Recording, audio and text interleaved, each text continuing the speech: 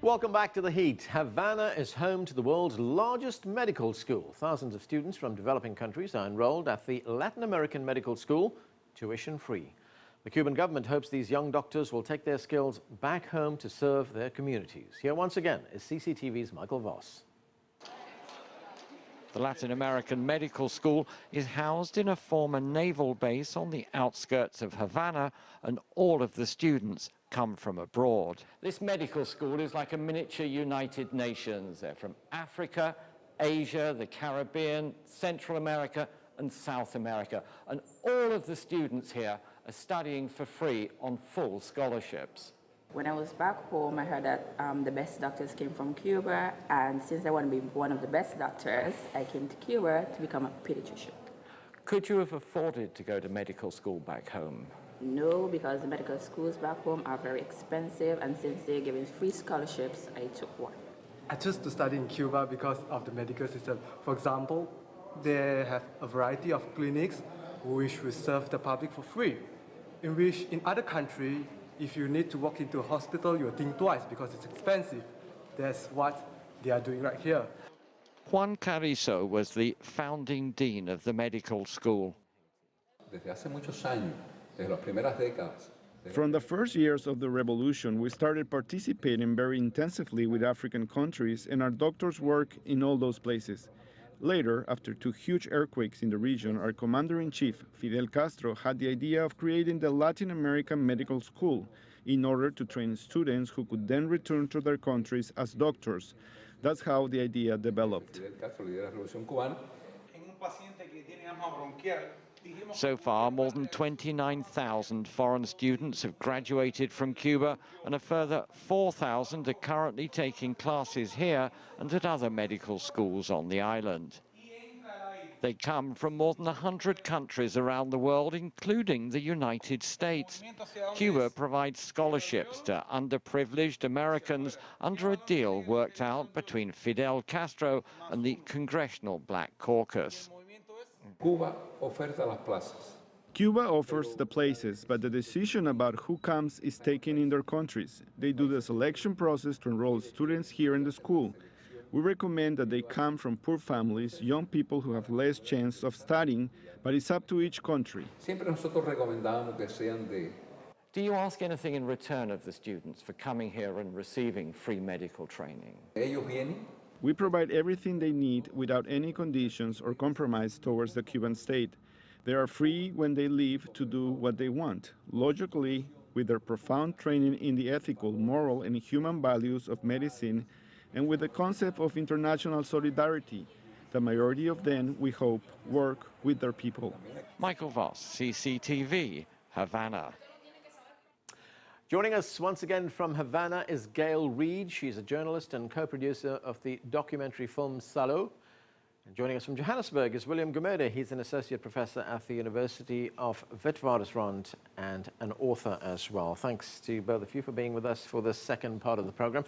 William, let me start with you. South Africa has been a beneficiary, of course, of not just Cuban medical expertise. It's been a beneficiary of Cuban military expertise as well. South Africa has struggled with a shortage of primary care doctors. How has Cuba helped with this? Cuba played a very big role, on two levels. The first level is, of course, the early 90s, Cuban doctors and medical personnel came to South Africa to work here. But increasingly, the last couple of years, South Africa have been sending students to go and study medicine, in Cuba. We've got a shortage of medical personnel in South Africa. Cuba has been very, very generous in training new medical personnel, whether it's medical doctors, or other specialists. So it's a two-way process. So, as I say, initially, it's just bringing medical doctors here from Cuba to help, especially in the rural areas of South Africa, where there really is a shortage of medical personnel. And now lately, actually training South Africans in Cuba itself.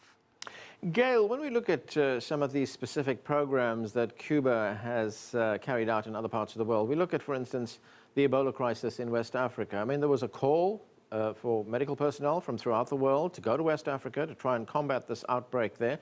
Cuba sent 165 health workers to Sierra Leone. It did so very quickly. Does Cuba have something like a medical rapid reaction force that it deploys around the world when these kind of crises happen? Well, there is something called the Henry Reeve Emergency Medical Contingent, which was actually created in 2005 in response to Hurricane Katrina, which hit the Gulf Coast of the United States and New Orleans very heavily, causing great loss of life. Although President Bush at the time did not accept the Cuban medical assistance or the offer of assistance, the team, 1,500 strong with another 1,000, went on to give relief in Pakistan right after the 2005 earthquake there, and since then has accumulated experience in about 24 other countries, most recently in Nepal, but also obviously in the countries stricken by Ebola. They have, I think, accumulated an enormous experience in emergency medical response, and that's something that we hope can be shared more broadly throughout the world, because I suppose Cuba's the one country that has the most experience in all kinds of situations, whether it's the snow-covered Himalayas or in Haiti after the earthquake there, which was a terrible tragedy, and where Cuban doctors and nurses are still serving today. Right, and William, if we look at a longer-term plan or program that Cuba has implemented, it has completed a vaccination campaign against malaria in something like 15 West African countries. How was that effort carried out, and how was it received in those countries?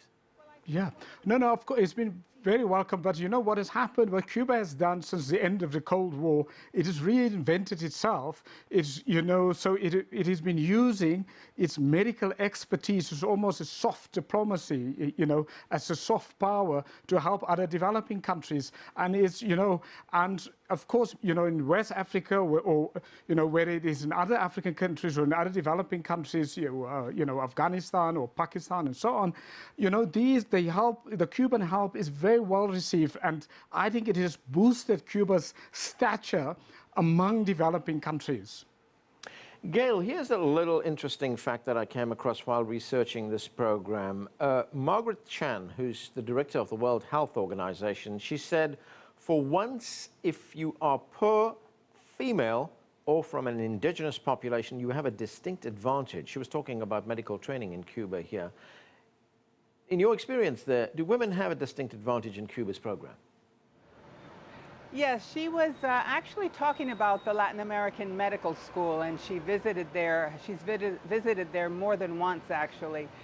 The school was founded in 1998-99 and has since graduated almost 25,000 doctors for the developing world, making it the largest medical school program in the world by far, and certainly the largest with a social mission. It actually recruits purposefully young people who are bright from disadvantaged communities, indigenous communities, from poor communities throughout the world, and mainly in developing countries, but who have an academic record, who have promise, and who have also something very important, which is some commitment to go back to communities like the ones they've come from. And so this is what caused her to make that statement. And if you look at their student body today, you will find that there are over 100 ethnic groups there. Over half of the students are young women. And it is a very impressive project that I think is going to actually change the face of medicine around the world. William, I'm just wondering, when we look at research and development in the medical field from Cuba, whether that kind of research and development is more relevant to a country like Africa, because we look at some of the R&D in the United States, it's very high-tech stuff. Developing countries cannot afford this stuff. So is the Cuban model more relevant? Exactly, you know, the Cuban model, because you know, the Cuban model is really focused on primary health care. We've seen it in South Africa when Cuban doctors came here, and now that is really very relevant for developing countries and for African countries, because you know, because that really is where the great need is. The need in Africa and in other developing countries is often not at a high-end, sophisticated medical care, but really the basic medical care. But you know what?